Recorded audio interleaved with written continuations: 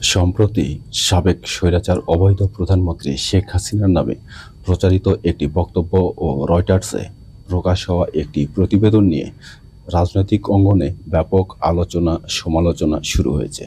সেখানে বলা হয়েছে তিনি খুব শীঘ্রই বাংলাদেশে ফিরবেন। কিন্তু প্রশ্ন হচ্ছে, বর্তমান আইনি ও রাজনৈতিক বাস্তবতায় এই বক্তব্য ঠিক কতটা যুক্তিযুক্ত ও বাস্তবসম্মত? দেশে ফিরলে তার সামনে কী ধরনের আইনি ও রাজনৈতিক পরিস্থিতি তৈরি হতে পারে? তৈরি হওয়া ওইসব আইনি জটিলতা শেখ হাসিনা বা আওয়ামী লীগ কি সামাল দিতে পারবে? দর্শক, আপনাদের কি মনে হয় জানাতে পারেন কমেন্টে। আর এসব প্রশ্নের উত্তর খোঁজার চেষ্টা করব। বাংলাদেশের রাজনৈতিক পট পরিবর্তনের পর সাবেক অবৈধ প্রধানমন্ত্রী শেখ হাসিনা ভারতে অবস্থান করছেন। বিভিন্ন সময়ে তার বক্তব্য, দলীয় নেতাদের মন্তব্য এবং রাজনৈতিক অঙ্গনে চলমান আলোচনা নতুন করে প্রশ্ন তুলেছে। তিনি কি সত্যি অদূর ভবিষ্যতে বাংলাদেশে ফিরবেন বলে কি মনে করা যেতে পারে? সেই সময়টা দেখার অপেক্ষায় রইলাম। সম্প্রতি শেখ হাসিনার নামে প্রচারিত একটি বক্তব্যে বলা হয়েছে খুব শীঘ্রই দেশে ফিরবেন। এই বক্তব্য ঘিরে রাজনৈতিক মহলে শুরু হয়েছে নানা ধরনের একেবারে চুলছেরা বিশ্লেষণ। তবে একটি রাজনৈতিক বক্তব্য এবং আইনি পরিস্থিতি সবসময় একই বিষয় নয়। এই প্রতিবেদনে রাজনৈতিক পক্ষপাত এড়িয়ে আইনি, সাংবিধানিক, কূটনৈতিক এবং রাজনৈতিক বাস্তবতার আলোকে বিষয়টি বিশ্লেষণ করার চেষ্টা করব। শেখ হাসিনার দেশে ফেরার বক্তব্যে কেন এত আলোচনায়? রাজনীতিতে নেতাদের বক্তব্য অনেক সময় রাজনৈতিক বার্তা, কর্মীদের মনোবল বৃদ্ধি কিংবা কৌশলগত অবস্থান জানানোর জন্য দিয়ে থাকেন। নিষিদ্ধ ঘোষিত আওয়ামী দলের সভাপতি শেখ হাসিনা দীর্ঘদিন ধরে ভারতে অজ্ঞাত স্থানে অবস্থান করায় দেশে থাকা আওয়ামী দলের নেতাকর্মীদের মনোবল ভেঙেছে। আর সেই নড়বড়ে বা ভাঙ্গা মনোবলকে চাঙ্গা করতেই শেখ হাসিনার এটি একটি রাজনৈতিক কৌশল হতে পারে। তাই খুব শীঘ্রই দেশে ফিরব, আগামী মাসে ফিরব, এ ধরনের বক্তব্য সরাসরি বাস্তব পরিকল্পনা হিসেবে না দেখে রাজনৈতিক বার্তা হিসেবেও দেখা যেতে পারে। আওয়ামী দলের একসময়ের সাবেক এক প্রতিমন্ত্রী সোহেল দাস সামাজিক যোগাযোগ মাধ্যমে এক পোস্টে লিখেছেন, একজন মানুষের অহংকার একটি দেশ ও দলকে শেষ করে দিতে পারে।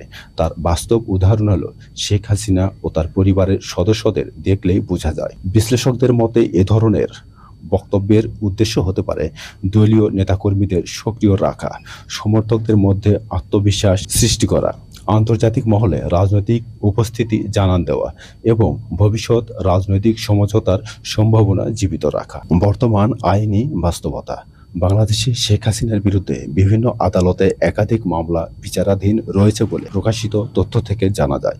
যদি কোনো মামলায় আদালত গ্রেপ্তারি পরোয়ানা, সাজা বা অন্য কোনো আইনি নির্দেশ জারি করে, তাহলে দেশে প্রবেশের পর তাকে আইন অনুযায়ী সেই প্রক্রিয়ার মুখোমুখি হতে পারে। যদি কোনো মামলায় চূড়ান্তভাবে দণ্ড কার্যকরযোগ্য রায় থাকে, তাহলে পরিস্থিতি আরও জটিল হতে পারে। তবে মনে রাখতে হবে, আদালতের বিচারিক প্রক্রিয়া চলমান থাকলে চূড়ান্ত আইনি অবস্থান নির্ভর করবে সংশ্লিষ্ট আদালতের সিদ্ধান্তের উপর। যদি মৃত্যুদণ্ড বা সর্বোচ্চ শাস্তির ঝুঁকি থাকে, তাহলে দেশে ফেরা কতটা বাস্তবসম্মত? আইন বিশেষজ্ঞদের সাধারণ বিশ্লেষণ অনুযায়ী, কোনো ব্যক্তি যদি মনে করেন দেশে ফিরলে তাকে গ্রেপ্তার করা হতে পারে কিংবা গুরুতর শাস্তির সম্মুখীন হতে পারেন, তাহলে স্বেচ্ছায় দেশে ফেরার সম্ভাবনা সাধারণত কমে যায়। আর এ থেকেই সহজেই অনুমান করা যায় শেখ হাসিনা কি সত্যিই দেশে ফিরবেন। কারণ তার মাথার উপরে রয়েছে জুলাই গণহত্যার একাধিক মামলার বিচারিক রায়। তিনি একজন মৃত্যুদণ্ডে দণ্ডিত খুনি আসামি। শেখ হাসিনার দেশে ফেরার বক্তব্যের বিষয়ে স্বরাষ্ট্রমন্ত্রী সালাউদ্দিন আহমদ বলেছেন, শেখ হাসিনা দেশে প্রবেশ করলেই গ্রেপ্তার হবেন, আত্মসমর্পণের কোনো সুযোগ নেই। জুলাই গণঅভ্যুত্থানে আন্দোলনে নেতৃত্ব দেওয়া ও বর্তমান বিরোধী দলীয় নেতা চিফ হুইপ নাহিদ ইসলাম বলেছেন, শেখ হাসিনা দেশে ফিরলে কেবল ফাঁসির রায় মাথায় নিয়েই ফিরবেন। দেশে ফিরলেই কোনো রায় সঙ্গে সঙ্গে কার্যকর হবে, এমন ধারণা সব ক্ষেত্রে সঠিক নয়। আইনের নির্ধারিত প্রক্রিয়া অনুসরণ করে পরবর্তী পদক্ষেপ কার্যকর হয়। উচ্চ আদালতে আপিল করতে হলে প্রথমে আত্মসমর্পণ করে এরপর আপিল করার সুযোগ ছিল। জুলাই গণ অভ্যুত্থানে হত্যা মামলার যে রায় আদালত দিয়েছে, শেখ হাসিনার আপিল করার জন্য 30 দিনের একটি সুযোগ ছিল।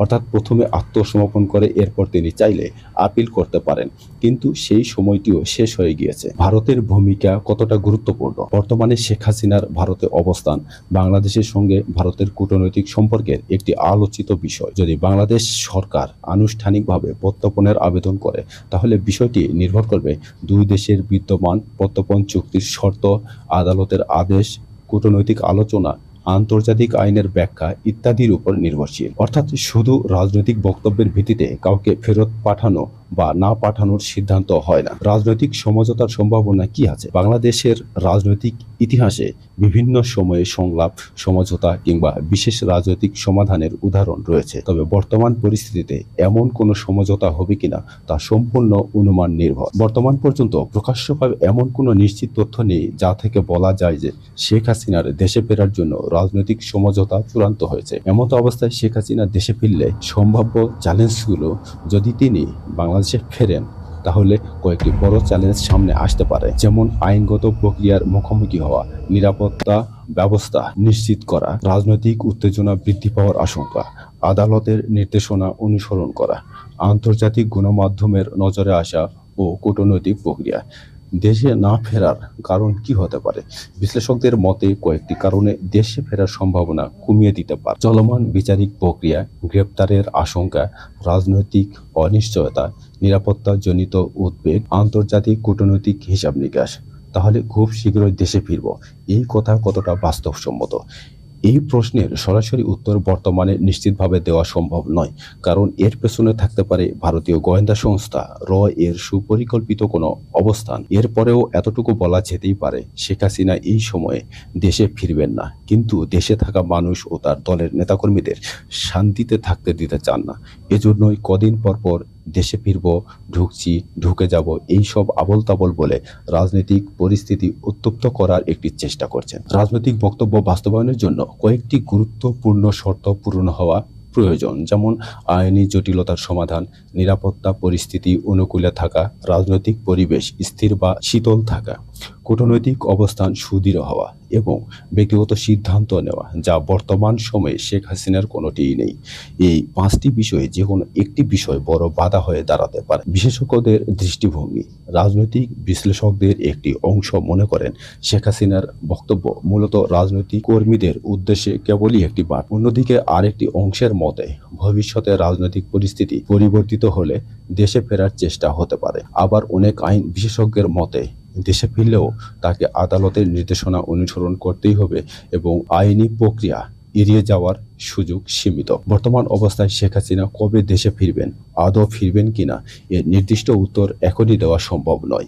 একদিকে রাজনৈতিক বক্তব্য রয়েছে, অন্যদিকে রয়েছে বিচারিক প্রক্রিয়া, কূটনৈতিক বাস্তবতা এবং নিরাপত্তাজনিত বিবেচনা। যদি তিনি দেশে ফেরেন, তাহলে বিষয়টি কেবল রাজনৈতিক ঘটনা হবে না, এটি বাংলাদেশের বিচার ব্যবস্থা, আইন শৃঙ্খলা পরিস্থিতি এবং আন্তর্জাতিক কূটনীতির জন্য একটি গুরুত্বপূর্ণ পরীক্ষা হয়ে উঠতে পারে। অতএব বর্তমান তথ্যের ভিত্তিতে সবচেয়ে যুক্তিসঙ্গত মূল্যায়ন হলো শেখ হাসিনার দেশে ফেরা সম্পূর্ণভাবে নির্ভর করবে ভবিষ্যতের আইনি, রাজনৈতিক ও ভারত বাংলাদেশের কূটনৈতিক সম্পর্কের উপর। এই মুহূর্তে নিশ্চিতভাবে বলা যায় না যে তিনি অতি শীঘ্রই দেশে ফিরবেন, বা ফিরলেও তার বিরুদ্ধে চলমান আইনি প্রক্রিয়া থেকে অব্যাহত পাবেন।